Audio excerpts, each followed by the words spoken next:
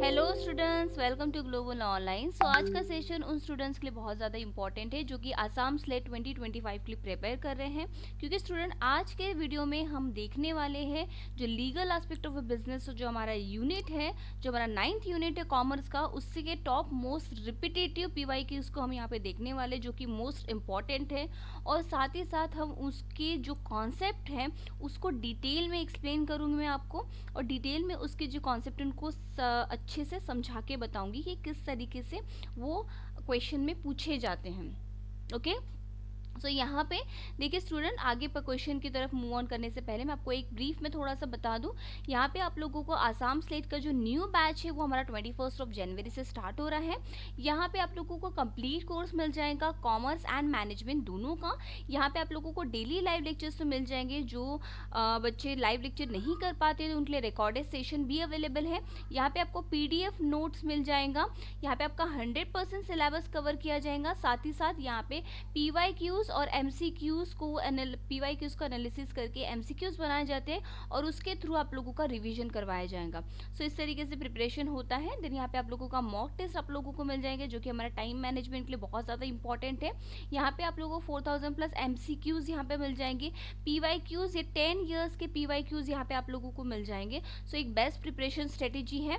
यहाँ पे अगर आप रजिस्टर करते हैं पेपर 2 के लिए, आइदर कॉमर्स के लिए या मैनेजमेंट के लिए, तो आप लोगों को 50% डिस्काउंट है। तो यहाँ पे 5000 रुपीज़ में अगर पेपर 2 के लिए आप रजिस्टर करते हैं तो आपको पेपर 1 फ्री ऑफ कॉस्ट मिल जाएगा। इसके अलावा अगर आपको कोई भी क्वेरीज है तो व्हाट्सअप कॉन्टैक्ट नंबर दिया हुआ है, you can get in touch with this WhatsApp contact number. Okay, so यहाँ पे किस तरीके से आप लोगों को डेमो लेक्चर मिल जाएंगे, किस तरीके से आप लोगों को ऐप को डाउनलोड करना है, तो गूगल प्ले स्टोर में जाना है, ग्लोबल ऑनलाइन को डाउनलोड करना है उस ऐप को। देन उसके बाद में आपका जो रजिस्टर मोबाइल नंबर होगा उससे आप लोग रजिस्ट्रेशन कर लीजिए। उसके रजिस्ट्रेशन करने के बाद में आपको एक माई कोर्स का सेक्शन मिलेगा, वहाँ पे आप लोगों को जस्ट आसाम स्लेट करके सर्च करना है, आपको कोर्स मिल जाएगा। यहाँ पे आप रजिस्ट्रेशन करने के बाद में आपको यूनिट वाइज फोल्डर मिल जाएगा यहाँ पे, और यहाँ पे सारे रिकॉर्डेड वीडियो भी ऑलरेडी अवेलेबल है। साथ में लाइव लेक्चर भी हमारे चलते रहेंगे, और जो लाइव लेक्चर होंगे उसकी भी रिकॉर्डिंग आप लोगों को यहाँ पे मिल जाएंगी। पेपर 1 का भी मिल जाएगा इसी तरीके से यूनिट वाइज, उसी तरीके से आपके पेपर 2 कॉमर्स का भी मिल जाएगा। तो चलिए हम अपने क्वेश्चन की तरफ मूव ऑन करते हैं। तो चलिए हम लोग आते हैं हमारे क्वेश्चन से। यहाँ पे ये जो फर्स्ट जो क्वेश्चन है, ये आपका फर्स्ट क्वेश्चन है आपके लीगल एस्पेक्ट ऑफ बिजनेस से। तो यहाँ पे मैंने कंप्लीट सारे जितने भी यूनिट्स आपके 10 यूनिट्स हैं, ठीक है, उन 10 यूनिट्स को मैंने यहाँ पे मैं हर सेशन में आपके 10 यूनिट्स के क्वेश्चन यहाँ पे इंक्लूड रहेंगे, सिर्फ ना कि एक इसका। और जो भी क्वेश्चन मैं यहाँ पे लेंगे स्टूडेंट, यहाँ पे वो सारे क्वेश्चन के कॉन्सेप्ट भी क्लियर हो जाएंगे। सो पहला क्वेश्चन है स्टूडेंट यहाँ पे, which of the following tax has been abolished by the GST। बहुत सिंपल क्वेश्चन है, GST से कौन से टैक्स को एबोलिश किया गया, दैट मीन्स कि GST में उसको इंक्लूड किया गया। यहाँ पे एक चीज है, GST जो है गुड्स एंड सर्विस टैक्स है, तो GST बना किससे है, गुड्स टैक्स एंड आपका सर्विस टैक्स। ओके, आप लोग जैसे ऑप्शन में दिया हुआ है स्टूडेंट, यहाँ पे सर्विस टैक्स हो गया, इनकम टैक्स हो गया, कॉर्पोरेशन टैक्स हो गया एंड वेल्थ टैक्स हो गया। सो इसमें से क्या राइट आंसर होगा आप मुझे यहाँ पे कमेंट कीजिए, तब तक कि मैं आपको कॉन्सेप्ट को अच्छे से यहाँ पे क्लियरली कॉन्सेप्ट समझाती हूँ। देखिए, जो हमारा GST है वो एक इनडायरेक्ट टैक्स है, ये आप सभी को पता है। इसने रिप्लेस किया हमारे जो इनडायरेक्ट टैक्स है, जो कि हमारा एक्साइज ड्यूटी था, कस्टम जो एक्साइज ड्यूटी था, वैट था, सर्विस टैक्स था, इनको उसने क्या किया है, रिप्लेस किया है। ओके, और GST के जो इम्पोर्टेंट कॉन्सेप्ट जो पेपर में पूछे जाते हैं वो भी देखिए स्टूडेंट। यहाँ पे जो पहली चीज़ है, ये पार्लियामेंट में कब पास किया गया था GST एक्ट। तो GST एक्ट ये पार्लियामेंट में 29 मार्च 2027 में ये पास किया गया था। और ये इफेक्ट में कब आया, तो ये इफेक्ट में आया 1 जुलाई 2070 में। ठीक है स्टूडेंट, तो ये आपको याद रखना है। देन इसके बाद में ये इंपॉर्टेंट है, यहाँ पे बहुत सारे स्टूडेंट कंफ्यूज हो जाते हैं।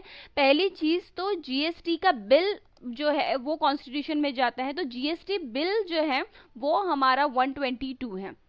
ठीक है, देखिए पार्लियामेंट में बहुत सारे बिल्स जाते हैं, लेकिन हर बिल वहाँ पे पास नहीं होते। ठीक है, तो GST का जो बिल था वो 122 बिल था और उसको पास किया गया।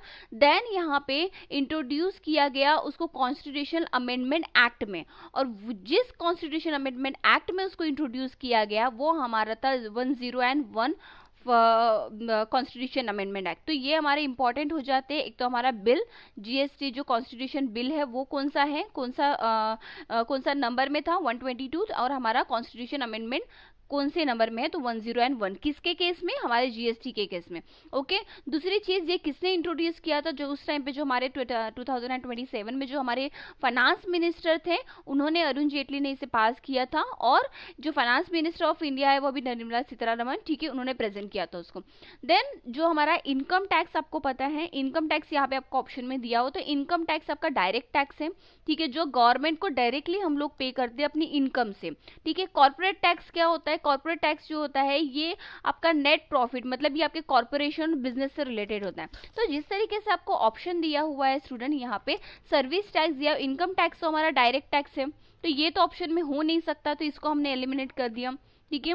आपको कमेंट बॉक्स में कमेंट करने हैं इस आंसर को, ठीक है। उसके बाद में यहाँ पे कॉर्पोरेशन टैक्स जो है ये तो हमारा बिजनेस से रिलेटेड है, ये भी नहीं होगा, वेल्थ टैक्स भी नहीं होगा, तो एबोलिश किसको किया गया, आपके सर्विस टैक्स। तो ऑप्शन नंबर 1 यहाँ पे करेक्ट हो जाएगा student.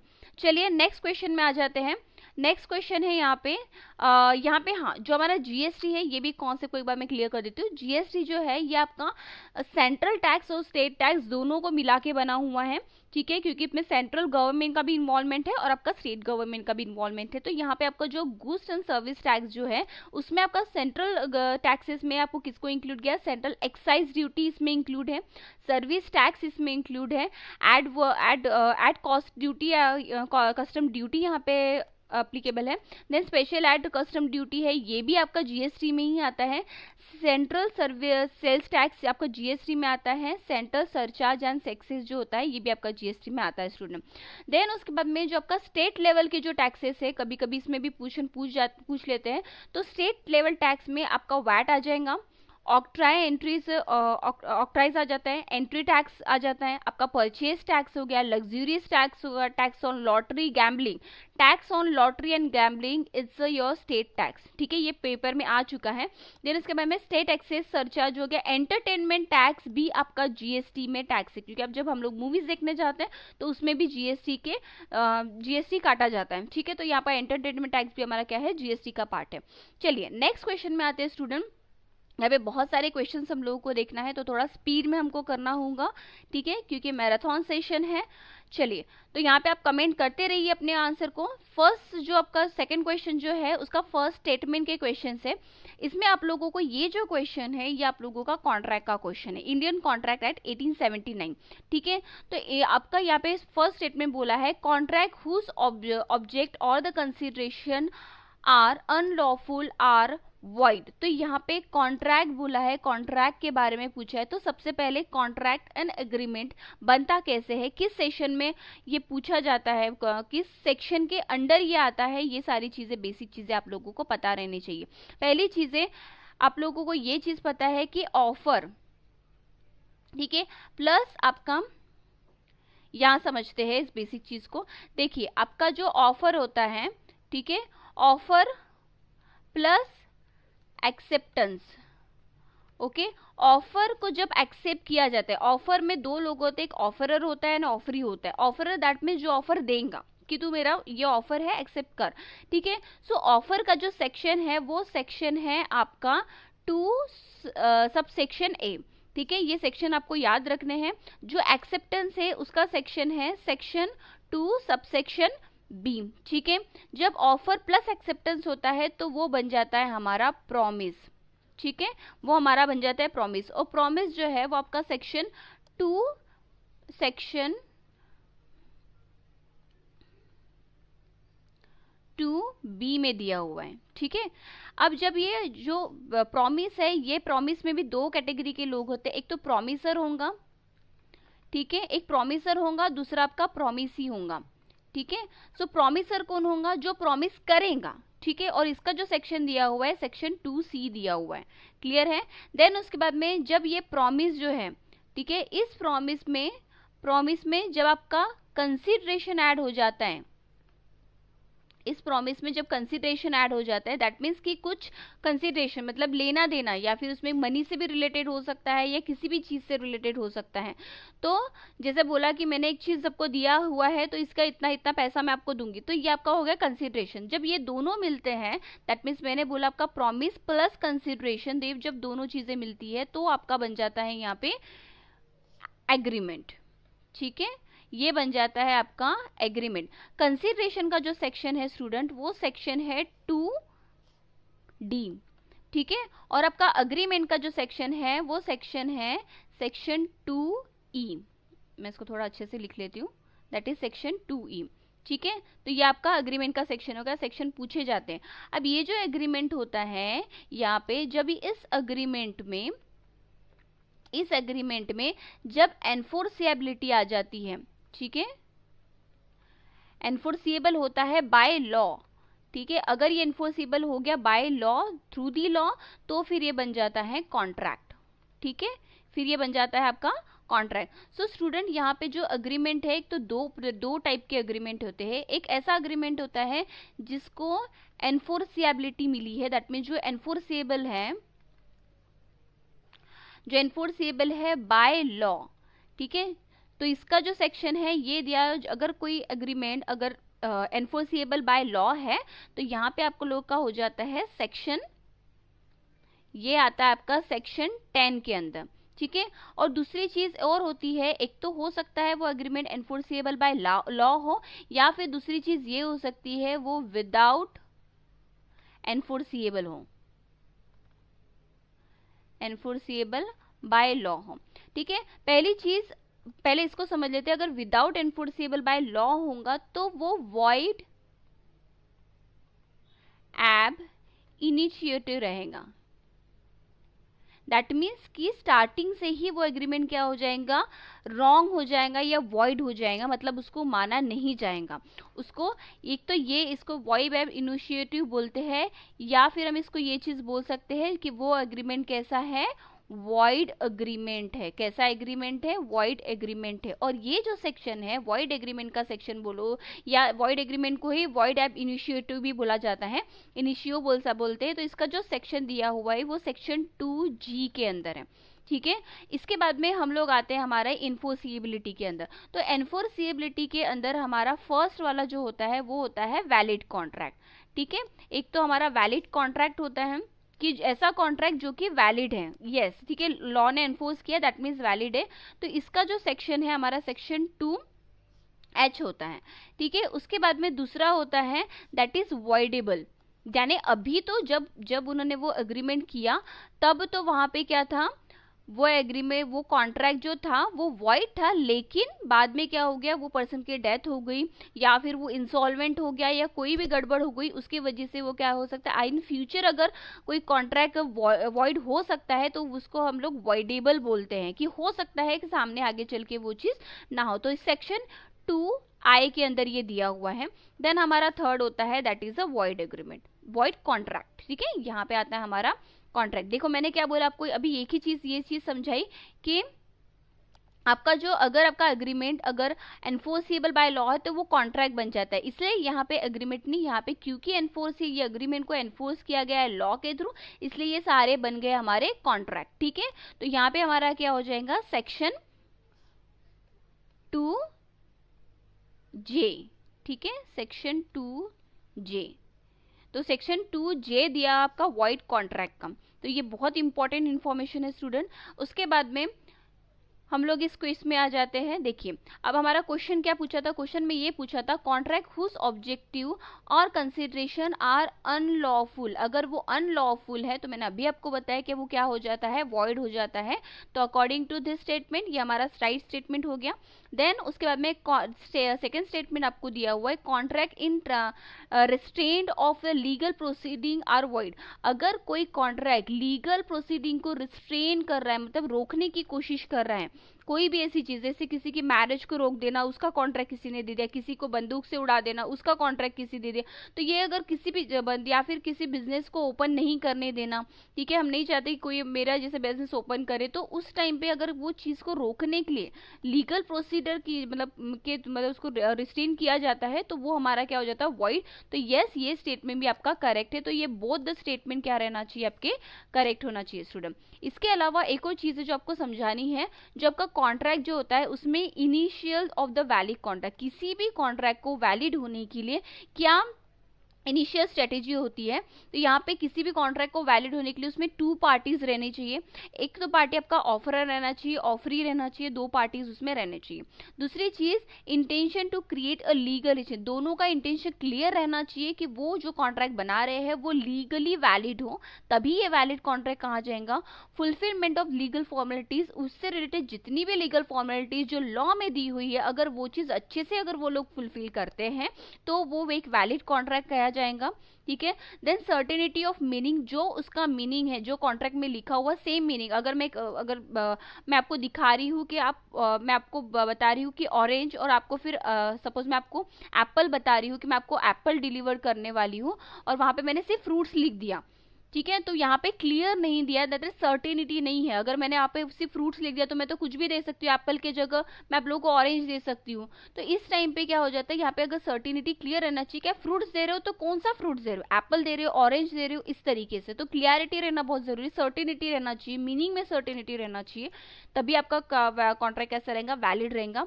Then possibility of performance, ये चीज कि हाँ कोई माइनर के साथ में कॉन्ट्रैक्ट तो नहीं हो रहा है, कोई लीक पर्सन के साथ में तो कॉन्ट्रैक्ट नहीं हो रहा है, तो दैट मीन्स कि वो आपका वैलिड रहना चाहिए, या फिर आप लोगों का परफॉर्मेंस करने की एबिलिटी उस बंदे पे रहनी चाहिए, मतलब वो होना चाहिए, ठीक है। देन उसके बाद में हमारा आ जाता है नेक्स्ट वन, दैट इज कि अग्रीमेंट, उनके बीच में एक अग्रीमेंट होना बहुत जरूरी है, ठीक है। Contract must have been agreement, मैंने देखो ये जो होता है ये आपका क्या होता है, ये होता है, और एक ये चीज होती है, ये जो एक बड़ा वाला जो मैंने राउंड बनाया ये आपका अग्रीमेंट है, और ये जो होता है कॉन्ट्रैक्ट, ठीक है। अगर मैंने अग्रीमेंट को लीगली इन्फोर्स किया तो लीगली थ्रू से मैं गई तो वो कॉन्ट्रैक्ट बन जाएगा। दैट मीन्स क्या मैं ये बोल सकती every contract has an agreement, yes, सभी कॉन्ट्रैक्ट जो होते हैं वो अग्रीमेंट होते हैं, बट सभी अग्रीमेंट कॉन्ट्रैक्ट नहीं होते, ठीक है। तो इसीलिए यहाँ पे वो अग्रीमेंट होना बहुत जरूरी है, ओके। देन नेक्स्ट आपका जो है फ्री कंसेंट, ऐसा नहीं किसी के सर के ऊपर बंदूक रख दिया और बोला कि इस अग्रीमेंट को आप साइन करो। फ्री कंसेंट मतलब कि नहीं, कि सामने वाला भी फ्री कंसेंट होके उसने वो चीज एक्सेप्ट करनी चाहिए कि हाँ मैं इस कॉन्ट्रैक्ट में आ रही हूँ, मतलब सेम थिंकिंग के साथ में, सेम सेंस के साथ में।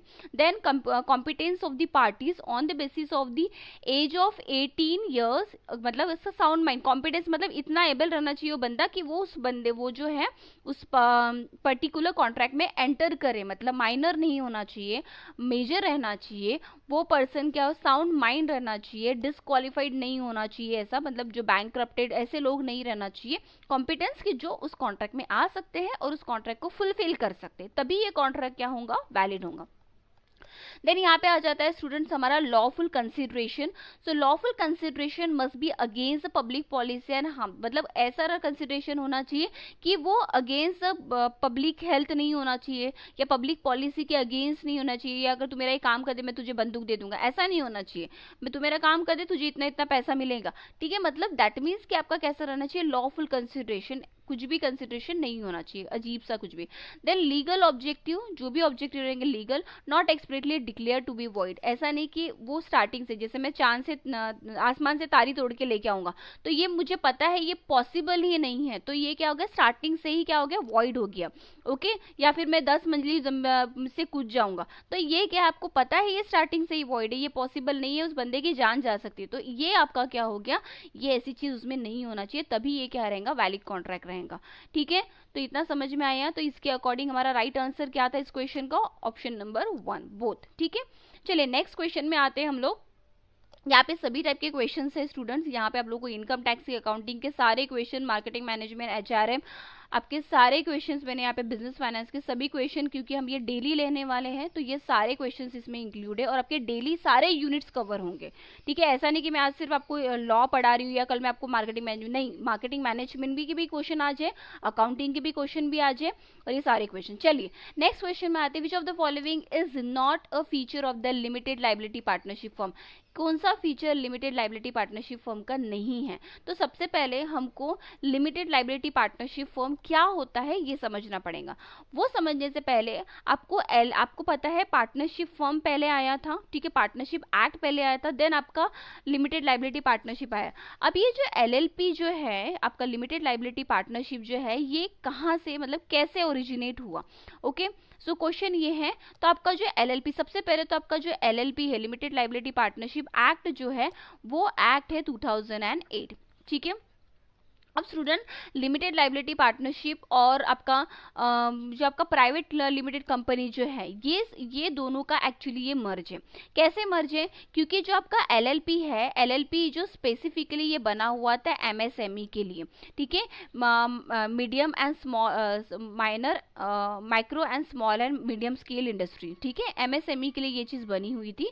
सो यहाँ पे देखिए ये जो है, ये कॉम्बिनेशन है आपके प्राइवेट प्लस आपके जो पार्टनरशिप एक्ट है, ठीक है, ये इन दोनों का कॉम्बिनेशन है। अब ये कॉम्बिनेशन कैसे है, तो पहले हम लोग इसको कंपैरिजन से समझते हैं।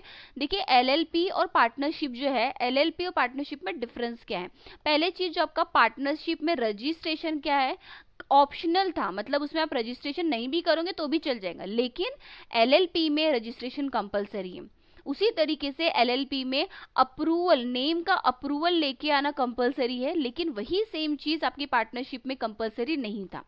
एलएलपी में लिमिटेशन दी है, नो लिमिट है, मतलब कोई लिमिट नहीं है कि आपके इतने ही मेंबर रहना चाहिए, मैक्सिमम नंबर ऑफ इतने रहना चाहिए, ठीक है, लेकिन पार्टनरशिप में बोला था कि आप सिर्फ 20 मेंबर से, मतलब मैक्सिमम लिमिट यहाँ पे दी हुई थी। ठीक है, देन उसके बाद में जो आपका जो एलएलपी है, उसमें जो लाइबिलिटी है वही जो है वो लिमिटेड है, लेकिन पार्टनरशिप में अनलिमिटेड लाइबिलिटी दी हुई थी। तो ये आपका क्या हो गया, डिफरेंस हो गया, एलएलपी और पार्टनरशिप का दोनों कॉन्सेप्ट क्लियर हो गए। अब नेक्स्ट हम लोग आते हैं जो हमारा एलएलपी और प्राइवेट लिमिटेड कंपनी में क्या डिफरेंस है।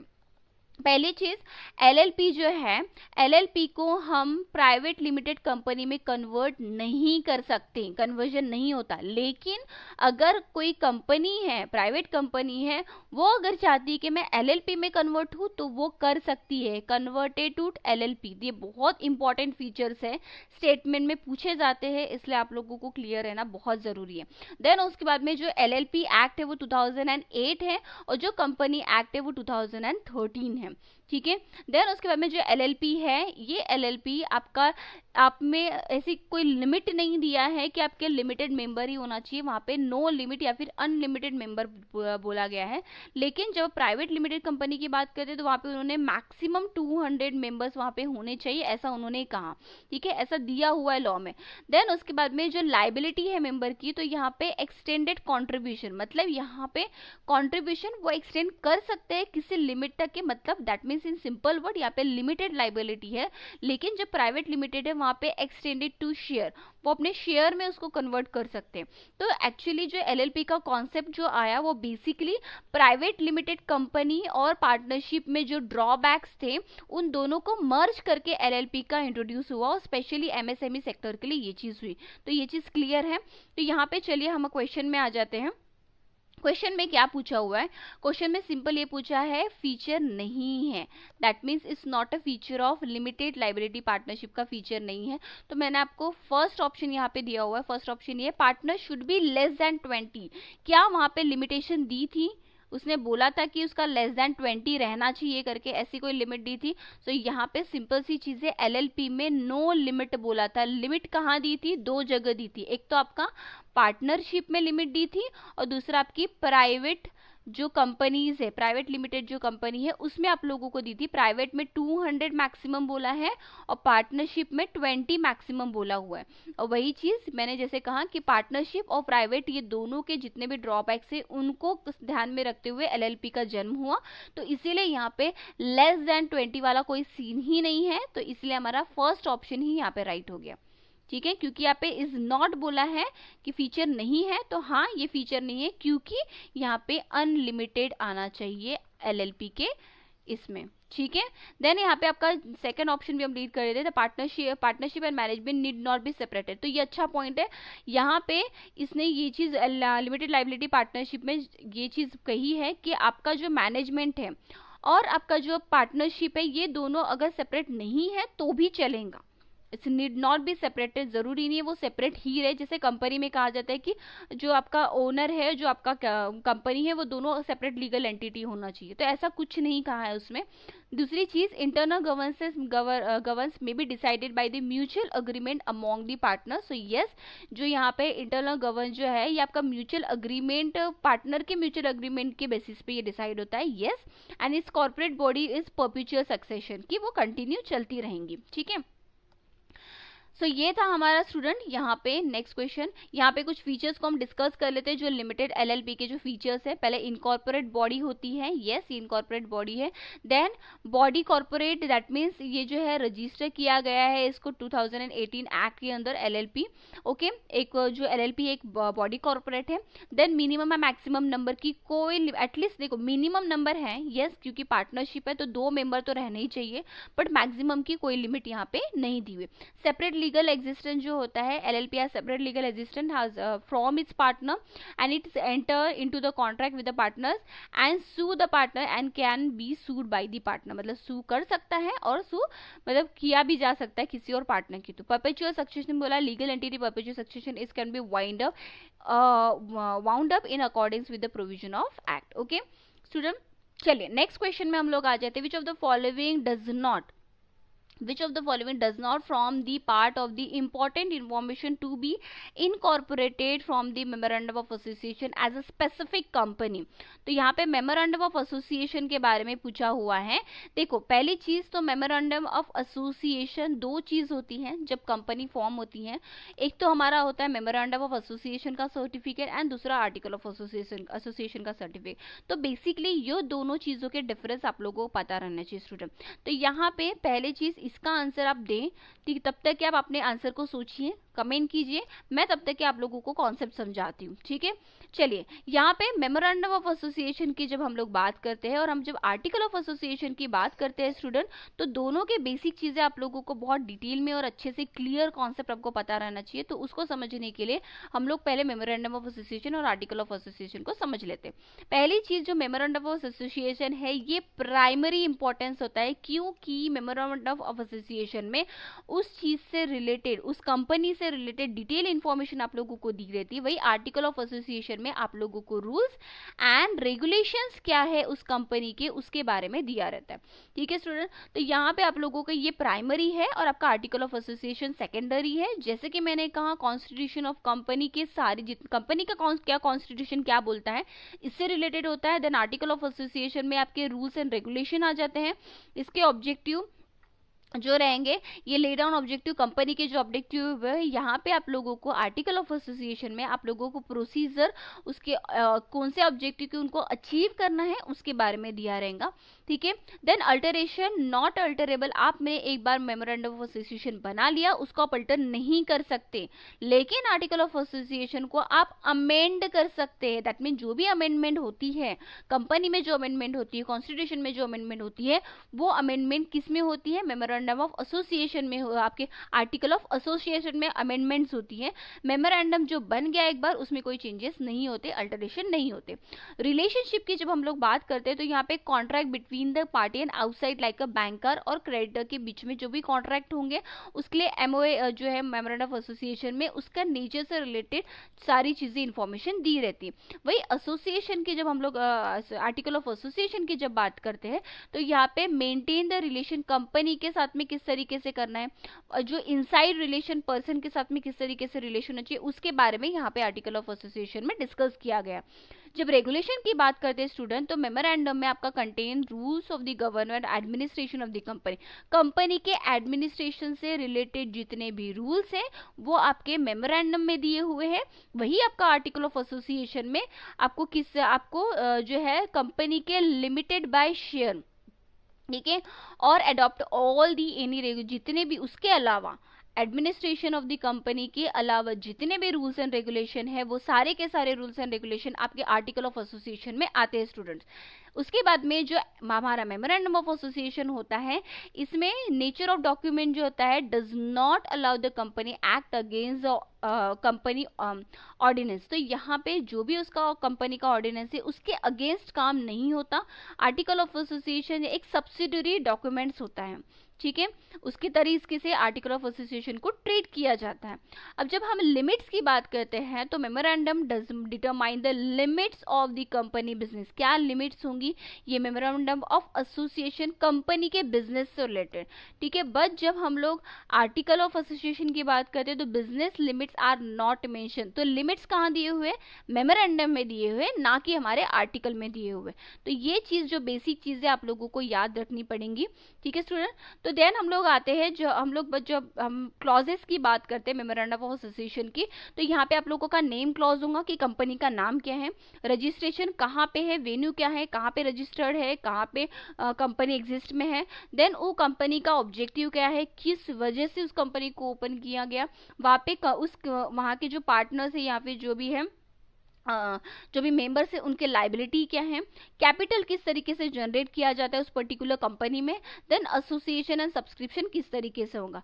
स्टूडेंट जब कैपिटल को जनरेट किया जाता है तो कैपिटल जो होता है वो आपका अथोराइज कैपिटल होता है, और वो जो अथोराइज कैपिटल होता है वो आपका एक इश्यूड कैपिटल होगा और दूसरा आपका अनइश्यूड। जैसे आपका अथोराइज कैपिटल 1000 अगर अथोराइज किया गया है कि ये कंपनी की इतनी अथॉरिटी है कि वह 1000 शेयर्स को इशू कर सकता है, बट अब कंपनी के ऊपर डिपेंड करता है, या तो वो पूरे अथोराइज शेयर को इशू करवाए या फिर कुछ इशू कराए और कुछ अनइश्यूड में रखे। तो सपोज हम मान लेते हैं यहाँ पे 500 उन्होंने क्या करवा दी, इशू किए, और 500 को उन्होंने अनइश्यू किया, दैट मीन्स होल्ड में रखा।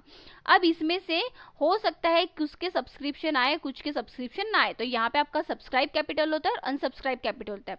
सब्सक्राइब कैपिटल में जो कि सब्सक्रिप्शन आपको मिला है, दैट मीन्स सपोज यहाँ पे 400 का सब्सक्रिप्शन मिला और 100 का सब्सक्रिप्शन नहीं मिला। अब इसमें से सब्सक्रिप्शन में भी आपको हो सकता है कुछ शेयर होल्डर पैसा दे और कुछ ना दे, तो कुछ पेड हो सकते हैं, कुछ अनपेड हो सकते हैं, ठीक है। तो इसके अकॉर्डिंग सपोज 150 अगर मेरे पेड आ गए तो 50 मेरे अनपेड हो जाएंगे। तो इस तरीके से ये पूरी सब चीजें चलती है स्टूडेंट यहाँ पे। तो हमारा क्वेश्चन क्या था, क्वेश्चन में क्या पूछा था, इसने बोला है विच of the following does not from the part of the important information, मतलब ये जो है मेमोरेंडम ऑफ एसोसिएशन में ऐसी कौन सी इंफॉर्मेशन है जो नहीं आती। तो हमको ये चीज़ पता है कि मेमोरेंडम ऑफ एसोसिएशन में यहाँ पे नेम आता है कंपनी का, क्या कंपनी का नेम आता है, yes, name of the company and state in the situation, कहाँ पे है ये सिचुएटेड, वो चीज़ है, yes. Objective of which of the company is propose to incorporate, yes, objective हमने अभी देखा जो क्लॉजेस थे उसमें। Then rules regulation by law of internal management of a company, तो यहाँ पे रूल्स एंड रेगुलेशन आपके नहीं आते क्योंकि, और वो भी स्पेसिफिकली उसने इंटरनल मैनेजमेंट की बात की है, तो यहाँ पे रूल्स एंड रेगुलेशन नहीं आते क्योंकि रूल्स एंड रेगुलेशन हमारा आर्टिकल ऑफ एसोसिएशन में AOA में होता है। तो ये हमारा राइट आंसर हो जाएगा, ठीक है। So the liability of the member of the company and whether the limited, तो यस, लाइबिलिटी इन सब चीज़ों के बारे में डिटेल में आपका मेमोरेंडम ऑफ एसोसिएशन में दिया होता है स्टूडेंट। ओके, सो हमारा राइट आंसर क्या हो गया, थर्ड वन हो गया। चलिए नेक्स्ट क्वेश्चन में आते हैं स्टूडेंट। यहाँ पे चलिए, यहाँ पे हमारे किसके क्वेश्चन, हमारे जो लीगल एस्पेक्ट ऑफ बिजनेस के क्वेश्चंस यहाँ पे नहीं, यहाँ पे हमारा अनपेड सेलर का भी क्वेश्चन है, सो वो देख लेते हैं। सो यहाँ पे what is the meaning of, next question है अनपेड सेलर का क्वेश्चन। सो अनपेड सेलर क्या होते हैं, ऐसे सेलर्स होते हैं जिनको पैसे या तो पार्टली मिला हुआ है या तो उनको पार्टली पैसा नहीं मिला हुआ है, ठीक है। सो ऐसे जो सेलर होते हैं उनको अनपेड सेलर यहाँ पे कहा जाता है। तो देखिए ऑप्शन में बहुत सिंपल क्वेश्चन है, ऑप्शन में दिया the person who has not paid the price, जिसको प्राइस नहीं पेड किया, ऐसे होंगे क्या, नहीं, प्राइस की बात तो नहीं होती। Okay, then the price the person who has sold goods and receive the price, अगर उसको प्राइस रिसीव्ड हो चुका है तो फिर वो अनपेड सेलर कैसे हुआ, ये भी नहीं होगा। The person who has sold goods and has not yet receive the, देखो उसने सोल्ड कर दिया गुड्स को लेकिन उसको पैसे अभी तक नहीं मिले हैं, ऐसे जो बंदे होते उनको अनपेड सेलर कहा जाता है, ठीक है। सो हमारा राइट आंसर क्या हो जाएगा, ऑप्शन नंबर 3 हो जाएगा। क्लियर है। चलिए नेक्स्ट क्वेश्चन में यहाँ पे आ जाते हैं हम लोग। देखिए अनपेड सेलर जो होता है, अनपेड सेलर आप लोगों को पता है, या तो उसको फुल्ली नहीं पेड किया गया या फिर उसको हाफली नहीं पेड किया गया। अब इस चीज को समझना बहुत इंपॉर्टेंट है क्योंकि इससे रिलेटेड क्वेश्चन बनते हैं। अनपेड सेलर जो होते हैं, rights of an unpaid seller, unpaid seller के राइट्स क्या है? पहले तो एक हो सकता है उनका अगेंस्ट द गुड्स, गुड्स के अगेंस्ट उसकी क्या राइट्स बनते हैं, और अगेंस्ट द बायर पर्सनली। तो पहले हम बायर पर्सनली, अगर ऐसा बनता है जिसको हमने गुड्स सप्लाई कर दिया, तो अगर वो जो बायर है अगर पैसे नहीं दे रहा है तो मैं उसको सूट कर सकती हूँ फॉर प्राइस के लिए, डैमेज के लिए भी सूट कर सकती हूँ अगर उसने उस प्रोडक्ट को यूज़ कर लिया लेकिन पैसे नहीं दिया तो, और सूट फॉर द इंटरेस्ट, उसके लिए भी हम क्या कर सकते हैं? सूट कर सकते हैं। जब हम गुड्स अगेंस्ट की बात करते हैं तो ऐसा दो चीज़ें इसमें होती है, where the property in the goods had pass to the buyer, मतलब आपने, जैसे हम लोग ईएमआई में प्रोडक्ट परचेज करते हैं ना, ईएमआई में हम लोगों ने रेफ्रिजरेटर ले लिया, कार ले ली, तो उस टाइम पे अब तो हमने पैसा पूरा तो दिया नहीं है, धीरे धीरे करके पैसा दे रहे हैं, तो उस टाइम पे यहाँ पे क्या हो जाएगा, या तो अगर हमने पैसा नहीं दिया तो सेलर क्या करेगा, उस गुड्स को क्या कर देगा? जब्त कर देगा। उसको बोलते हैं राइट ऑफ लेन। ठीक है। दूसरी चीज होते हैं right of stoppage in transit. अगर हमको लग रहा है कि ये बंदा ने ऑर्डर तो कर दिया लेकिन ये पैसे दे नहीं सकता, तो मैं रास्ते में, अगर गुड्स अगर जा चुका है डिलीवरी के लिए, तो मैं उसको रास्ते में ही रोक सकती हूँ कि भाई उसको डिलीवरी मत दे। तो ये चीज़ हो जाएगा। The right to resale, that means कि अगर वो प्रोडक्ट का उसने पैसा नहीं दिया तो मैं उस प्रोडक्ट को क्या कर सकती हूँ, उस गुड्स को मैं रीसेल कर सकती हूँ। ठीक है। तो ये हो गया हमारा, अगर उसको पास कर दिया गया है गुड्स को। अगर वो पास नहीं किया हुआ है, हैज़ नॉट पास बोला, तो उस कंडीशन में तो पैसा गया ही नहीं है, तो without delay, with holding delivery, मतलब पैसा नहीं दिया है तो डिलीवरी को ही होल्ड कर दो ही मत। लेन, दैट मीन्स आप उसको जब्त कर लो, या फिर स्टॉपेज इन ट्रांजिट, अगर रास्ते में तो रास्ते में ही उसको जब्त कर लो, या फिर रिसेल कर लो। ठीक है।